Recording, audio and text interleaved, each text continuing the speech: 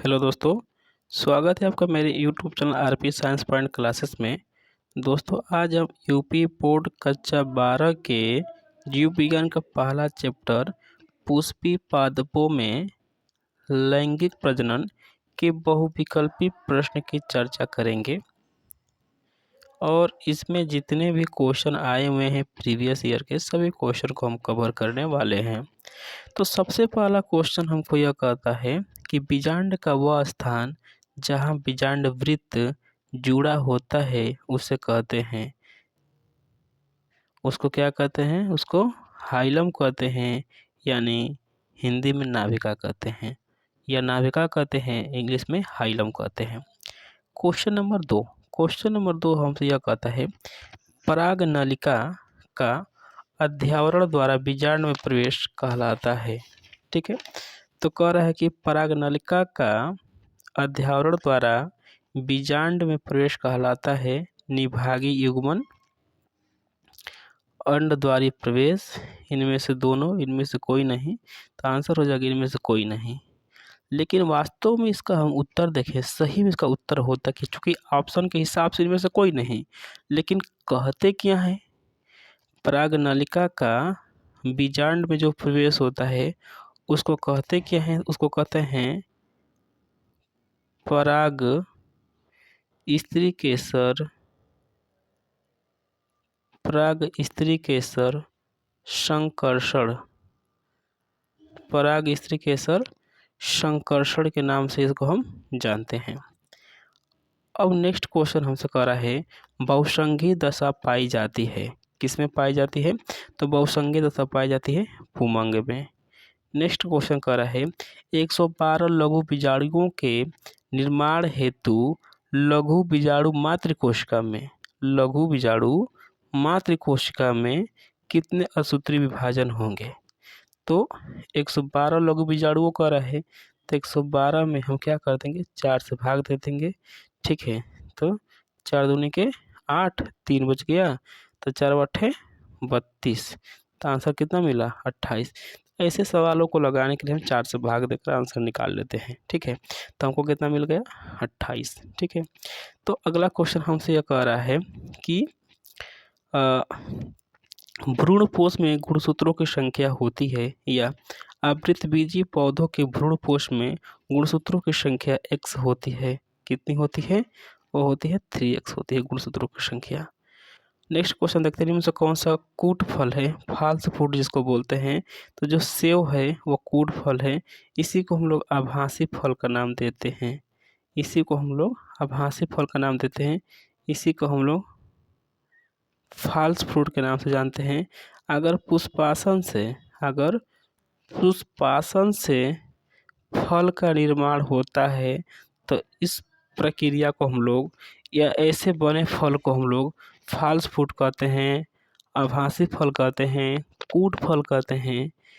इसका एग्जाम्पल सेब हो गया, स्ट्रॉबेरी हो गया, अखरोट हो गया, ये सभी कूट फल के उदाहरण होते हैं। ठीक है, तो कूट फल कौन है? तो कूट फल सेब हो गया। कूट फल कौन है? तो सेब जो है कि कूट फल हो गया। ठीक है, नेक्स्ट क्वेश्चन देखते हैं प्रतिमुखी कोशिकाएं वह होती हैं जो उपस्थित होती हैं, कहाँ उपस्थित होती हैं? निभागीय छोर पर उपस्थित होती हैं। नेक्स्ट क्वेश्चन हमसे कह रहा है निम्नलिखित में से कौन सी कोशिका या कोशिकाएं सभी प्रकार के भ्रूणपोष में पाई जाती हैं? सहकोशिका, अंड कोशिका, प्रतिमुखी कोशिका, ये सभी कोशिकाएं जो हैं कि भ्रूणपोष में पाई जाती हैं। नेक्स्ट क्वेश्चन हमसे कह रहा है कि परिभ्रूणपोष जिसको हम लोग पेरी स्पर्म के नाम से भी जानते हैं अवशेष है किसका?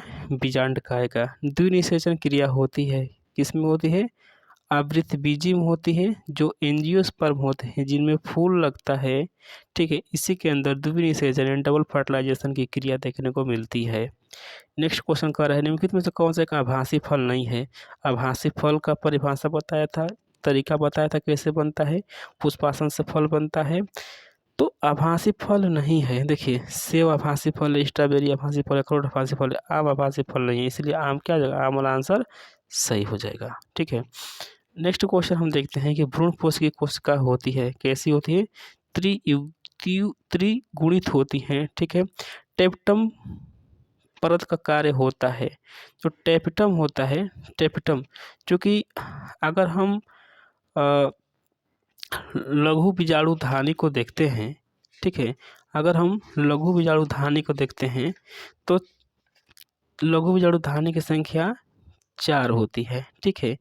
और उसको हम काट कर देखते हैं तो कुछ इस तरह की संरचना हमको दिखाई देती है, और गलत बन गया, इस तरह की संरचना हमको कुछ दिखाई देती है। और जो सबसे 4 लेयर होती है, इसे जो सबसे अंतिम का लेयर होता है उसी को हम लोग टेपिटम कहते हैं। और टेपिटम का काम होता है पराग कणों को पोषण प्रदान करना। तो टेपिटम का कार्य होता है क्या? पराग कणों को पोषण प्रदान करना। आंसर नंबर घ। भारतीय भ्रूण विज्ञान के जनक कहते हैं प्रोफेसर माहेश्वरी जी को। नेक्स्ट क्वेश्चन कह रहा है एक प्रारूपी आवृत्त बीजी पराग कोश में, देखिए कह रहा है क्वेश्चन, एक आवृत्त बीजी, एक प्रारूपिक आवृत्त बीजी पराग कोश में लघु बीजाणु धानियों की संख्या होती है, कितनी होती है? 4 होती है।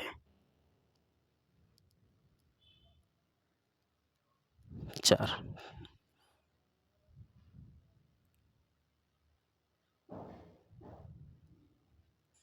कितने हो गए? 4। कुछ इस तरह से बन जाएगा आंसर, ठीक है। 1 2 3 4। चलिए आगे हम देखते हैं। नेक्स्ट क्वेश्चन हमसे कह रहा है कि 200 लघु बीजाणुओं के निर्माण के लिए प्रक्रियात्मक लघु बीजाणु मात्र कोशिका में कितने असूत्र विभाजन होंगे? तो 200 भागे 4, 50 चौके 200, आंसर कितना हो गया? 50, ठीक है। नेक्स्ट क्वेश्चन देखते हैं, साल्विया में परागण होता है, कैसे होता है भैया? कीटों द्वारा होता है, ठीक है। जब पोलिनेशन की बात करेंगे, परागण की बात करेंगे, तो हम देखेंगे कौन पौधा है, कैसे परागण होता है, परागण कितने प्रकार के होते हैं। नेक्स्ट क्वेश्चन कह रहा है कि निम्नलिखित में से किसमें कीट द्वारा परागण होता है? अंजीर जो होता है, अंजीर का फल कुछ ऐसे होता है, इसमें फल के अंदर ही परागण होता है। स्पेशल कीट पाया जाता है जिसके द्वारा परागण इसके अंदर देखने को मिल जाता है, ठीक है। नेक्स्ट क्वेश्चन कह रहा है कि यदि किसी पौधे की पत्ती की कोशिकाओं में गुणसूत्रों की संख्या 24 है, पत्ती की कोशिका में गुणसूत्रों की संख्या 24 है, तो उसके भ्रूण पोष में गुणसूत्रों की संख्या होगी, कितनी होगी? 36 होगी, ठीक है। निभाग पाया जाता है कहाँ? बीजांड में। नेक्स्ट क्वेश्चन देखते हैं कि पुष्पी पादप का कौन सा भाग अगुणित होता है? डिप्लॉयड होता है। तो नर युग्मक जो होता है अगुणित होता है, डिप्लॉयड होता है, हेप्लॉयड होता है, सॉरी। कर है पुष्पी पादप का कौन सा अंग अगुणित होता है? हेप्लॉयड होता है, तो वो होता है नर युग्मक जो होता है, हेप्लॉयड होता है, अगुणित होता है। डिप्लॉयड मतलब दुगुणित हो जाएगा। कह रहा है कि द्विनिषेचन का तात्पर्य है, द्विनिषेचन किसे कहते हैं? डबल निषेचन किसे कहते हैं? डबल फर्टिलाइजेशन किसे कहते हैं? इसका तात्पर्य क्या है? तो कह रहा है कि एक नर युग्मक का अंड कोशिका से, यानी जो नर युग्मक होता है उसका अंड कोशिका से तथा दूसरे का सिनर्जिट से संयोजन जो होता है उसी को हम डबल फर्टिलाइजेशन कहते हैं। यानी जो नर युग्मक होगा अंड कोशिका से तथा दूसरे का सिनर्जिट से जो संयोजन होता है उसी को हम लोग डबल फर्टिलाइजेशन के नाम से जानते हैं। अब हमसे कह रहे हैं नेक्स्ट क्वेश्चन कि वालिसनेरिया के पौधे में परागण किस माध्यम से होता है? तो जो वालिसनेरिया होता है उसमें जो परागण होता है जल के माध्यम से होता है। घास परिवार के बीज पत्र को क्या कहते हैं? तो घास परिवार के बीज पत्र को प्रशल्क के नाम से जाना जाता है, ठीक है। निम्नलिखित में से कौन सी वायु परागण की विशेषता नहीं है? तो वायु परागण की विशेषता नहीं है, ठीक है। देखिए वायु, तो सबसे पहले समझते वायु परागण की विशेषता क्या है? तो हल्के परागकण का होना। हल्का परागकण होगा तो आसानी से उड़ जाएगा, तो ये वायु परागण की विशेषता है। बेहतर अनावृत, ठीक है, जो अनावृत होंगे वो बेहतर होने चाहिए, ठीक है। बृहत एवं पिच वृत्ताकार वर्तिकाग्र, ठीक है, वर्तिकाग्र, वर्तिका और ऐसे होते हैं ना वर्तिकाग्र, ठीक है।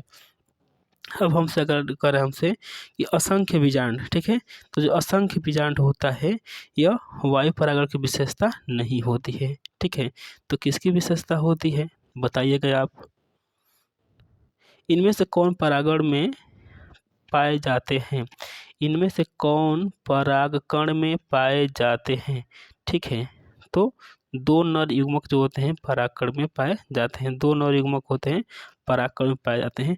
अभी हम बात की है पीछे वाला क्वेश्चन में, देखिए कह रहा है कि इनमें से कौन परागकण में पाए जाते हैं। तो परागकण में क्या पाए जाते हैं, 2 नर युग्मक पाए जाते हैं। अब पीछे वाले क्वेश्चन को हम आके एक बार देख लेते हैं। पीछे वाला क्वेश्चन हमसे क्या कह रहा था कि डबल निषेचन, डबल फर्टिलाइजेशन की बात कर रहा था। जब डबल फर्टिलाइजेशन की बात करते हैं हम, तो इसमें कह रहा है कि डबल फर्टिलाइजेशन में 2 नर युग्मक होते हैं, ठीक है। 2 नर युग्मक होते हैं तो वे क्या करते हैं, तो एक नर युग्मक जो होता है, एक नर युग्मक जो होता है अंड कोशिका से संयोजित हो जाता है, और जो दूसरा होता है सिनर्जिड से संयोजित हो जाता है। इसका मतलब होता है कि इसका मतलब होता है कि 2 नर युग्मक होते हैं, ठीक है, किसके अंदर, परागकण के अंदर, ठीक। यानी इनमें से कौन परागकण में पाए जाते हैं, 2 नर युग्मक पाए जाते हैं। नेक्स्ट क्वेश्चन हम देखते हैं कि एक पराग कोश में परागधानियों की संख्या होती है कितनी, 4 होती है। कितनी होती है, 4 होती है, ठीक है। नेक्स्ट क्वेश्चन देखते हैं, परागकण पुष्प किस अंग के भीतर निर्मित होते हैं। जो परागकण होते हैं वह लघु बीजाणुधानी के अंदर विकसित होते हैं। लघु बीजाणुधानी के अंदर विकसित होते हैं। 4 लघु बीजाणुधानी पाए जाते हैं, इन्हीं के अंदर परागकण विकसित होते हैं, ठीक है।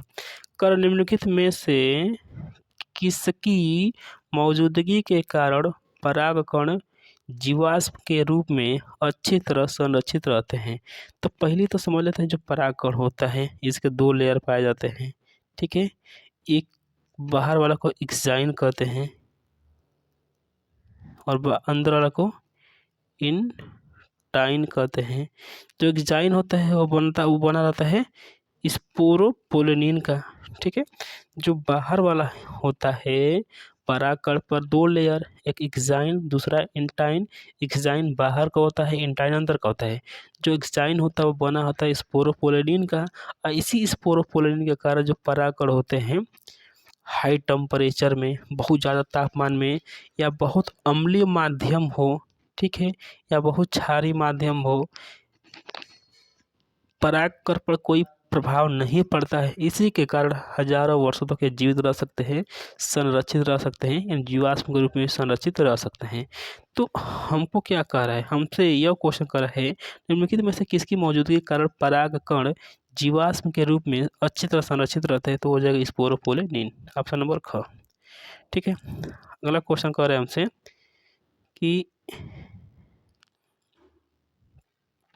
जल परागित पादप का नाम बताइए। तो जल परागित पादप का नाम क्या हो जाएगा, देखिए नींबू जो है, मटर जो है, इसमें जल के द्वारा परागण नहीं होता क्योंकि ज़मीन के ऊपर पाए जाते हैं, और यह वहाँ पाया जाता है जहाँ पर जल नहीं होता है। तो हाइड्रेला एक जलीय पौधा है जिसमें जल के द्वारा परागण होता है, तो जल परागित पादप है, ठीक है।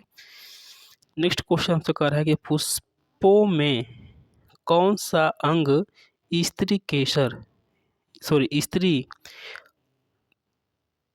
यानी मादा जनन अंग का प्रतिनिधित्व करता है। पुष्पों में कौन सा अंग स्त्री यानी मादा जनन अंग का प्रतिनिधित्व करता है, वो हो जाएगा जायांग। देखिए पुमंग पराग कोष टैपिटम, ये सब तो पुंगेसर का भाग है, ठीक है।